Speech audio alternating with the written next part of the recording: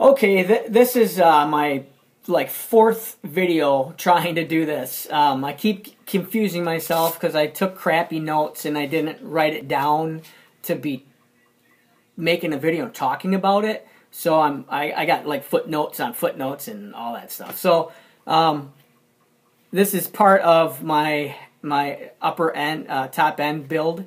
I have a gasket that I ripped. The base gasket. There's a spot there, spot there, spot there.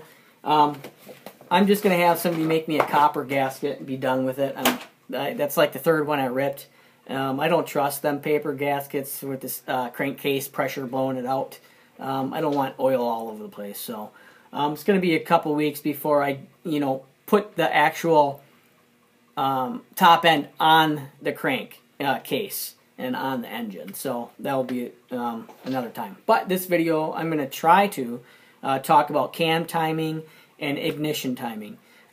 They are two different things. Cam timing is where your exhaust and intake valves open at different times. You can advance it to open up earlier, and you can retard it to have it open up later.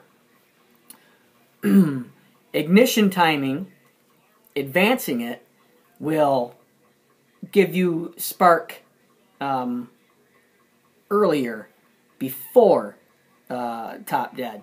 And then retarding it will ignite it later. And there's some things that it does that you don't want it to do, advancing and retarding. So we'll talk about cam timing. Intake closes earlier, and what that does is it traps more air and fuel. What it affects. Advancing it affects low speed. At low speed, you get better low-end torque, so then you lose top-end torque or horsepower at the top of the RPM range. So by doing that, by advancing it, by opening the intake and exhaust, you can move the horsepower past the peak horsepower range. So if I can explain this right, let's just use this scenario here. Like, let's say stock without doing anything, your highest RPM range is at 5,000 RPMs. Let's say you get 10 horsepower at 5,000 RPMs.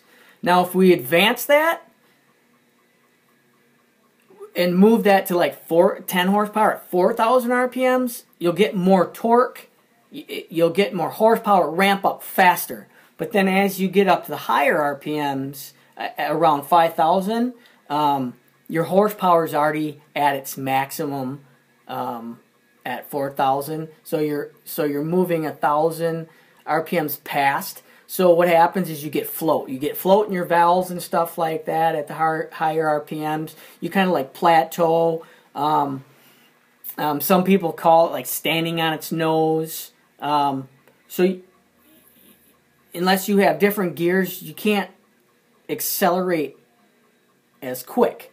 You kind of run out of horsepower unless, like you port your heads. You have a header that can gain you more horsepower. Let's say you put an aftermarket exhaust on it, open headers, hotter spark, an air cleaner, a jet. So then you got more horsepower. Let's say you start off with 10 horsepower. You add carburetor jetting, an intake, an exhaust, and a spark system. So, like hotter coils, better spark plugs. So let's say you just got like 3 horsepower because you did all that. So now you're at 13 horsepower. So that gives your RPM range at the top end more horsepower. So you got 3 more horsepower. So you can go a little faster. And it's kind of like the theory of cars. So So if you want to advance that and get that quicker, so you want more horsepower, so it'll go a little bit faster, a little bit quicker, and your higher RPM range will go a little higher. And there's two different ways. Like single, like a if you get like exhaust, you got dual exhaust, and they're open, like basically drag headers or whatever. That's low end torque. You sacrifice high end torque for that. Kind of like short tube headers. Now, you go with 2-into-1, creates higher end horsepower. So, there's a lot of factors in where you want to find your timing at with cam timing. So, what you need to do is figure out, do you want to go to low end horsepower or high end horsepower? High-end horsepower is retarding it. So that means that your intake closes late. Gives your